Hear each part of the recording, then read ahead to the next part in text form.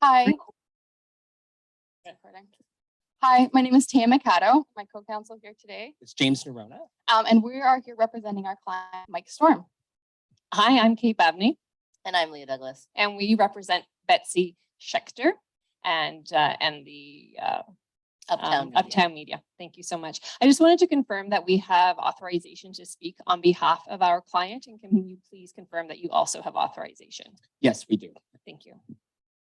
Wonderful. And so to begin, we would like to set an agenda to try and get through as many issues as we can today. We know we're probably going to have to move this negotiation into further negotiations in the future, but we're just wondering if you have an agenda and a certain number of items that you'd like to try and tackle today.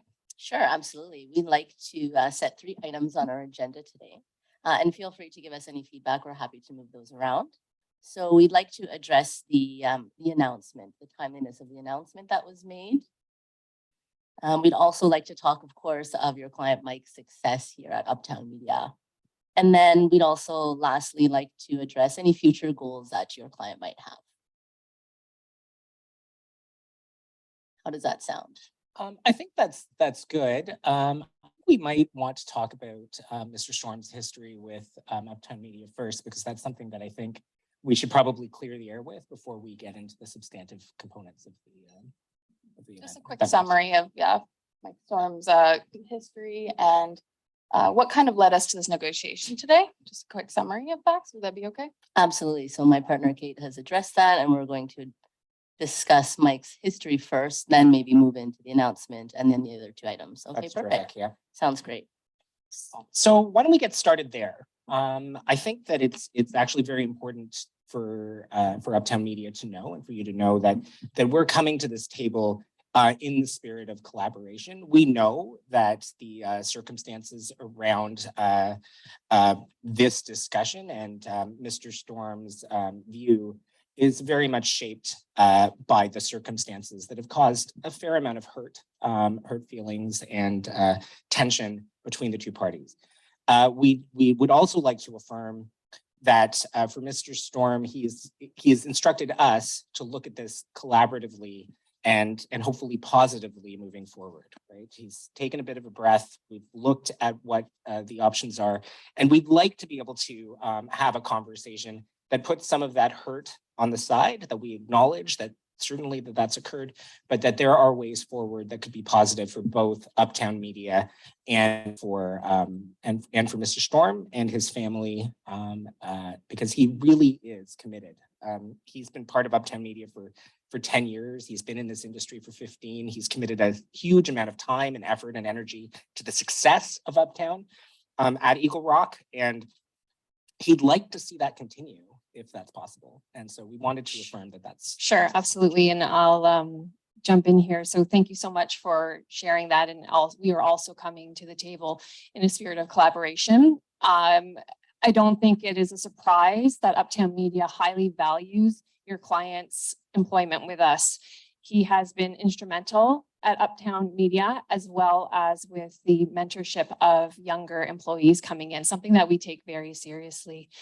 We also hope and would love to have recognition from your side that all of his concerns over issues in the past have been addressed by our client and have been very open, and we have done everything in our power to ensure that he has felt supported throughout his time at Uptown Media. Yes, and I think that that's certainly true in terms of the pattern, but we'll be honest, he certainly feels much more comfortable with the response that he's received from Ms. Schechter in the past, and that's the spirit with which we're coming to this particular table, right? And I think I'd like to just add that while our client is in good terms with your client, and we are here to work through a negotiation that's going to allow both parties to have like satisfactory conclusions, it's worth noting that some of the people that work under your client are the ones that are causing some grief for our client, and we would like to address and put that on the table, that especially with the number of instances and things that have kind of happened, although your client has been good at trying to mitigate the harms, there have been harms come to our client based out of Nishkapat and other managing or working partners at the Uptown Media studio. Okay, so it sounds like we're hearing a few things here. So it sounds like we're hearing that your client is expressing some hurt still, right? And that there have been a few instances and namely Greg Nishkapat. Is that correct? Yes. Okay, so we'd like to ask then to that, is there anything specifically that your client feels that has not been addressed? Because as you've already mentioned, our client, Betsy Schechter, has felt very involved and has even flown out to come and meet your client to have face-to-face discussions. And the last time she met with your client, she was under the impression that everything had already been discussed and he was happy with the discussion that had been had. And so while our client is happy with the discussions that he's been having with Betsy, at the same time, what's happening with Nishkapat is that there's consistent issues that have been created pretty much since Storm and Clark decided to adopt a baby. And since Storm had involvement with the Pride celebrations in Eagle Rock. And so feeling like there wasn't quite enough support or quite support from Nishkapat and actually the team at Eagle Rock versus some of the upper level management team like Betsy, that's where Storm is feeling a little bit slighted. And although these relationships might be good, it's under Betsy's watch that there are some other relationships that aren't being managed despite conversations that seem to be leading in a positive direction. So would you then say that if Nishkapat and your client were no longer in direct supervision, that would help alleviate some of the issues with your client? I think that certainly would, but I think that it's notable that there is a level of not just support but understanding that perhaps Uptown Media as an organization might want to address to ensure that this doesn't happen to another person moving forward. So I just want to clarify before we move on, is there anything that we are unaware of that your client would like to discuss specifically before we move on? No, I don't think so. It's just a general. Yeah, this is a overall. general feeling that Mr. Storm feels very strongly about Uptown Media and very positively about Uptown Media. He's certainly been supported by Ms. Schechter in the past, and that's terrific. But without that supervision of Ms. Schechter, right, the feeling is a lot of pressure on behalf of or that he's been receiving from Mr. Nishkapat. And so I think the reality is that's just one item that just might serve to improve the relationship, and we're just putting that on the table so you're aware of it. And I'll just clarify that the events that we are alluding to in this conversation is regarding the announcement that we'll talk about, as well as the live on air conversation that happened where Storm defended some of the slurs that were coming out about the Pride community and whatnot, as well as the conversations that were had that while he was supporting Pride and trying to take time off for that it wasn't quite as supported, especially in relationship to the running teams for the firefighters of Squamish that was happening. And so it would have just been nice for Storm to have seen the words translate into action so that there would have been more support on that end from the smaller team at Eagle Rock versus upper management having to get involved. Yeah, and thank you for sharing that. But unfortunately, our client has not given us the ability to speak to decisions that have been made for other employees at Eagle Rock, but we are happy to talk to some of opportunities that Mike has had, and he's had some considerable time off. I think we both can agree to that. And not once when he approached Greg Nishkapat for time off was it denied. It was always given to him, even during the busiest of times. And that's one of the reasons why Mike has gotten his name, Monsoon Mike, during storm season is also a time when he was given the time off. So again, from our client's point of view, it does seem that while there might be, of course, some feathers that have been ruffled along the way, that we are still at a point where we can move forward and really talk about the timeliness of the announcement and Mike's success here at Uptown. So if you're in agreement, we'd like to maybe perhaps move on. We would agree with that. Thank you. So we are aware that the timing of the announcement was a little bit unfortunate. It wasn't something that was planned on our behalf, and absolutely under no circumstances was there anything negative to be taken for your client. Unfortunately, it happened when it happened.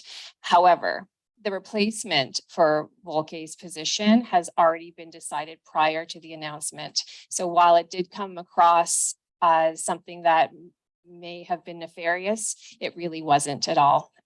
Your client has been instrumental in the development of Virginia Gale, and we are so thankful for him.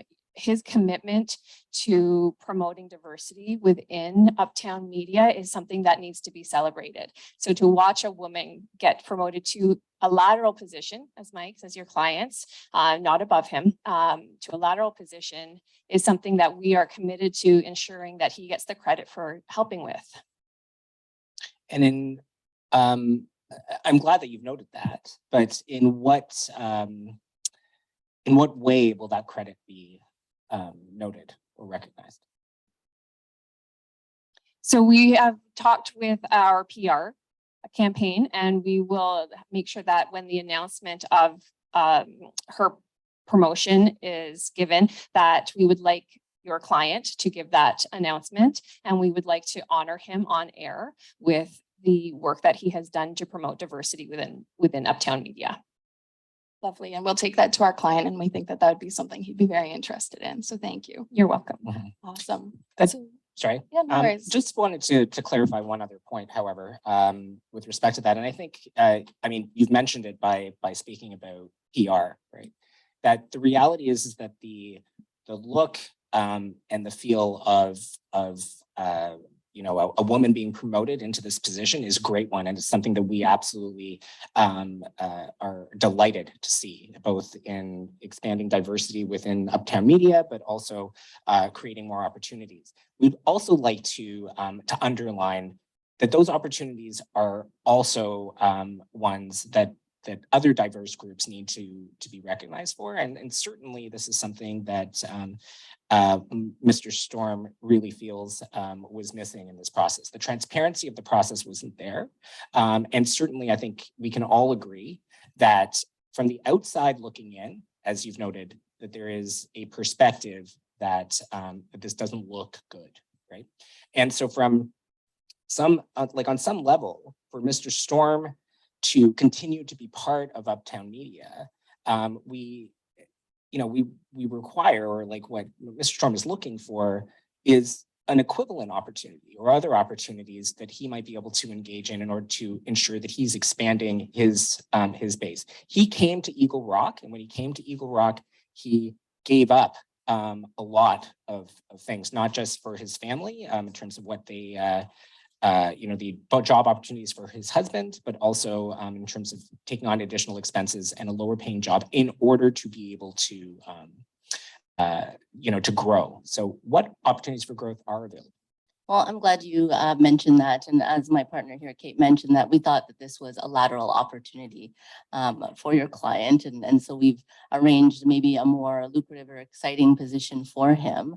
And I just wanted to mention that also Dave Wolke's retirement, while it is an announcement, it hasn't been confirmed. And so while the announcement might have looked, quote unquote, as you said, doesn't look good, we still have about 3 to 5 years for him to finalize that. But for Mike, your client in this case, we have looked at some other exciting opportunities. And in fact, it would be considered more of a promotion as opposed to a lateral move. And so we would like to propose that he would have not only one position or one title, but he would be news director, but also chief meteorologist at a new location at mid-Missouri at that media station. Wonderful. Because we do have an interest from our client to make sure that he ends up in a space for the next job that he eventually takes, if that's the case, that he ends up in a city that has a large media market, because as we recognize, he's capped out at Eagle Rock. It's only the 81st largest media market, and he has really reached the full potential of the position that's there. So he wants to make sure at the next position he accepts that there's lots of room for growth within the offer and within the city that he's in. I will also let you know that one of the interests that our client has is ensuring that they're in a city that their partner Clark can get a job, because Clark is a journalist.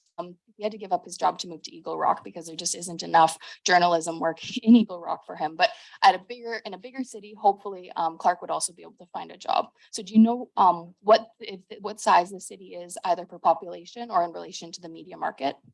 Well, and just before we answer that question, we'd like to know how Mike's partner is doing, because we know that they made this move together. In fact, from Mid-Missouri, where he did start off as a freelance writer. And so we think this would be a great opportunity for them to maybe explore some of those opportunities together with the new family that you've mentioned.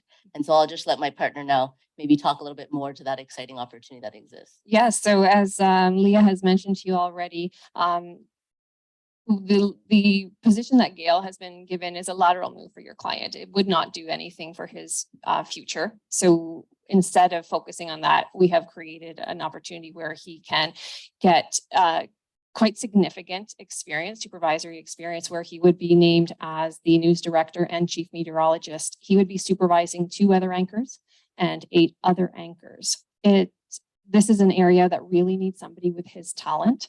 So we are going to be partnering not only his ability to mentor people, but also a higher level of responsibility. But then there's something quite actually exciting that we think your client would really benefit from, and that we have negotiated on his behalf a position at the University of Missouri. At that place, he will be mentoring aspiring television journalists, and perhaps something that his partner might look at, perhaps getting a job in that area as well, as there is quite a demand for it. This also comes with the benefit of extra money. So, you know, not only is he getting a better 2 superior titles, but he would also be looking at an increase in pay for working at the university. Do you know what that increase in pay is going to look like? With the university, that is something he would have to negotiate with the university at that point. Would there be an increase in pay with respect to his position, new title, new responsibilities within Uptown Media?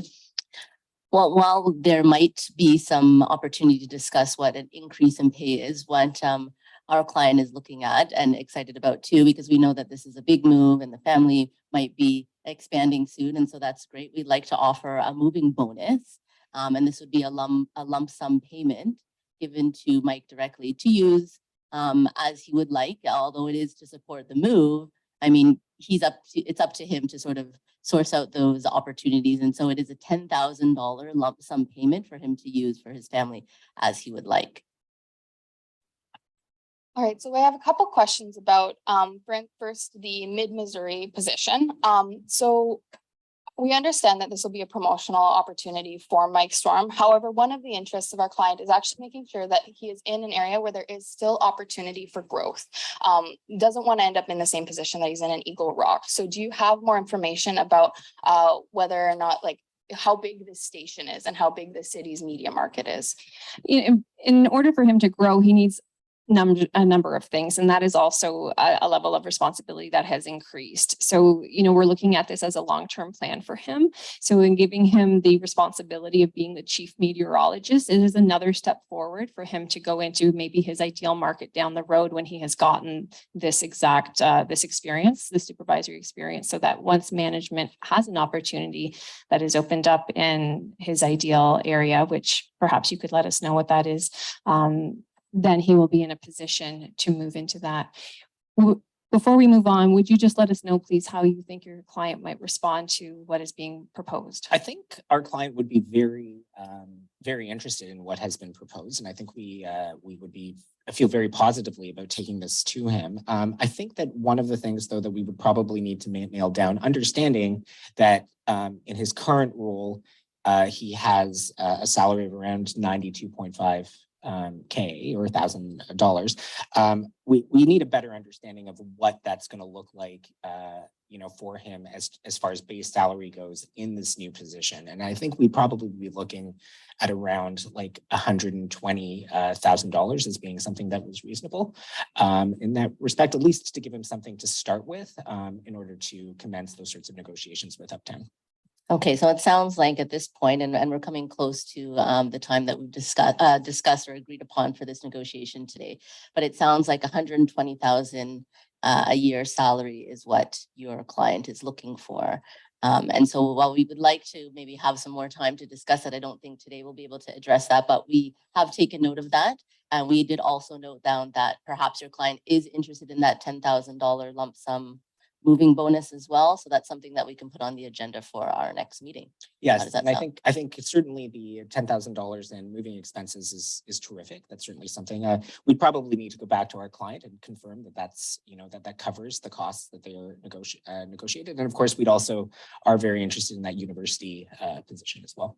Excellent. And we also have been in touch with moving companies and realtors out in Missouri, just to preempt if this would be something of interest. It's an added value bonus to your client that, you know, taking the stress off of the move if this is somewhere he would like to go. But as we are seconds away from our meeting coming to an end, are you okay with scheduling, having our offices reach out to each other and rescheduling a new meeting for next week? Absolutely. Thank you so much. Yes.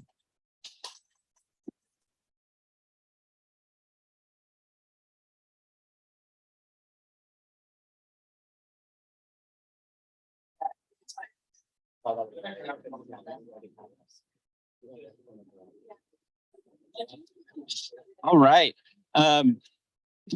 We're now going to go into some feedback here. So I'll turn it over. Oh, you guys are going to do reflections? Oh, for sure. No problem. Okay, they're going to do reflections. Then we're going to do feedback. Oh, no. Sorry. But normally one side would leave. So this could happen privately. We're all friends here. We all know what's wrong with each other, so it works out. We'll start. Yeah. Okay. All right, time started. So some of the things that we would have normally talked about in a strategy meeting would have been beforehand, but we're just going to do the reflection bit about how the negotiation went. So some of the things that I noted down that were really great was when they were putting up the agenda, it was really great of James to be able to add the piece that we did know was going to be important to us, was just talking about Storm and the accomplishments that he has had and the value that he brings to Uptown Media, to make sure that we're starting off on a place where the clients, we know that Uptown Media has the upper hand as the employer here. We wanted to make sure that Storm was equally valued in this relationship.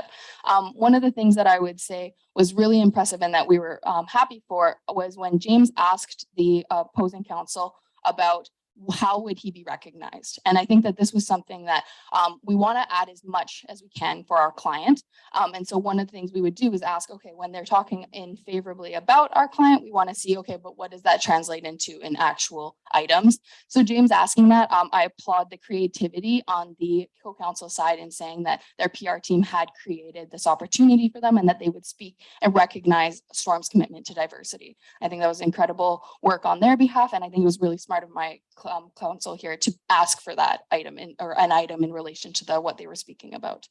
And I think when we're talking about collaboration, that's a good thing, right? Because people want to be able to work together. But I think the other piece of this puzzle is that realistically, it's that it looks bad, right? That's our point of leverage, and we played to that.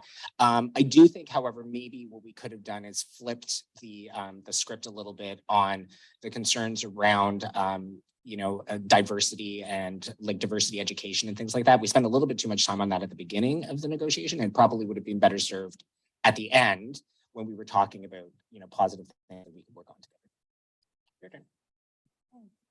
Thank you. We had 4 strategies coming into the negotiation today, and I'll talk to the first 2. So the first one was that we wanted to avoid any discussion of discrimination. It was bad upon our client, and we wanted to avoid it at all costs. So it wasn't on our agenda, but we knew that the other side was generally going to bring that up. So our tactic was to draw out the negatives as quickly as possible because we didn't want any bombs being dropped on us halfway through our negotiation where we found out there was this act of discrimination that we didn't know about, and they had leverage on us for that. So that's why we asked straight out if there was anything that we needed to know. Also, our second one was to keep Mike at Uptown, but offer an alternative position. We didn't want to get hung up on the job that Virginia Gale was given. It was of no real use to anybody. So we wanted to quickly transition into what we were going to offer him. We had another option, as you know, you've read the fact pattern. We had another option to give to them, but we kind of went to what we thought was going to be the best for our client at that point. And if you notice, Taya kept asking about market share and I kept avoiding it. So that's one of the things, you don't have to answer the question. find ways of getting around it without having to actually answer what they're asking if it's not in your client's interest. 20 more minutes. Yeah. But I think James and Tia did a good job of pressing on us in a very polite, collaborative way. James kept bringing up sort of it looks bad, and Tia kept asking us for exact numbers, and Kate and I were sort of dancing around that. And then the other two strategies we're looking at was to avoid the salary increase. We did not want to increase the salary at a first go. Eventually would have gotten to talking about the salary increase for sure, and we would have budged on that. But for our client, it was more important to give the lump sums and increase that before the salary. And then we also tried to make sure to use mirroring techniques, which if you engage in negotiation, you'll know are very important. And it's really just reframing or restating what they have said in a way that is going to be beneficial to your client. And then also making sure that you're asking for clarity so there isn't any misunderstanding along the way. And so we tried to do that right at the beginning, as Kate said, with the discrimination. Was there anything that we were unaware of? But you had these discussions with our client. So what are we trying to get at so that we could seamlessly move into the next part of the agenda?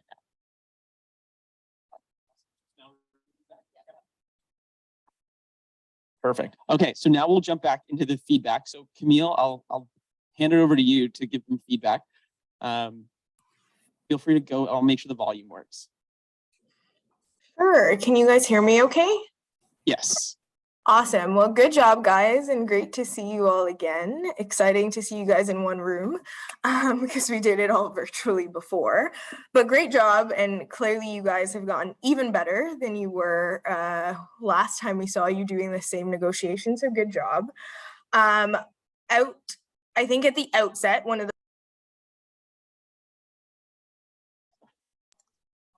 Sorry, Camille, I accidentally muted you. No, that's okay. Can you guys hear me okay now? Is that good? Okay, perfect. Putting the agenda on the board, great job. We always said that was a great strategy to utilize the board, utilize visuals. I can't see it here, but I did hear the discussion about exactly what items you were using on the agenda. One of the first things, I guess, in relation to the agenda is probably utilize it a little bit more. So it was up there, it's great, looks incredible. You guys used a visual at the outset, but make sure to point back to it. You know, hey, we're gonna just move on to this next item on the agenda. I think at one point, I think Leah said something about like, let's move on, which, you know, perfectly fine, but maybe saying like, let's move on to the next item of the agenda, maybe. I mean, this isn't a really aggressive, abrasive kind of negotiation, so I don't think anyone took any offense to saying let's move on, but perhaps saying let's move on to the next agenda item might have landed a little bit better if you're up against, you know, more contentious kind of facts. And I think, I don't remember, I think it might have been Kate that said, do we have authorization to speak on our client's behalf? I think perhaps saying, you know, do you have authorization to come to a settlement today might be helpful, because the fact that you're all there, you obviously have authorization to speak. Do you have instructions to settle? Maybe not. Can you actually make any decisions in the negotiation? Maybe not. So that's what you want to fish out from the other side. Like, we can talk, of course, but can we actually come to any agreement today is what you want to get to the nitty gritty of it. So that might have been a better way to phrase it. For sure, you guys jumping in and getting involved in the agenda, great. We talked about this quite a lot when we were prepping for our negotiations, but that's a good job. You keep it collaborative. They're holding the pen, but you obviously want to be involved in all of that. I don't know what's written there because I can't see it, but I think the agenda item you added was the history of Mike Storm or something to that effect. I would probably change the wording of that. That sounded a little negative. It sounded like, I would have probably said, you know, let's talk about Mike's performance and his success at Uptown Media. So it shifts the narrative. Automatically it says, Mike's phenomenal, you better keep Mike. As opposed to the history might sound a little, maybe he did something wrong, maybe he said something wrong, maybe he's the problematic one in the situation, which he's not, as we know, but you want to keep it as positive as you can, because that'll help you, I think, pull the language that you use in that agenda will also help you when you're trying to get more out of Uptown Media. I think they would have pulled for more if you're describing everything as him being successful, him bringing a lot to the table, et cetera, as opposed to his history. I think everything that was said, it was great that you guys kind of went back and forth as like, I know there were a lot of creative things brought up, questions to figure out what exactly to do, what not to do, what can we offer, what can't we offer. That was incredible. One thing I think both sides did a lot was said, okay, we'll take this back to our client. So while that's great to use, there are some things he will or won't accept.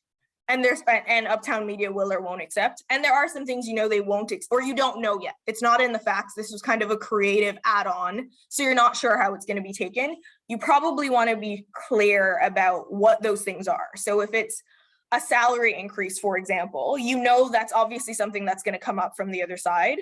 So you probably don't want to say, I'll take it back to my client, because that again goes back to whether or not, can you come to an agreement here? Are you in a position to make a settlement offer here, or are you just here to talk?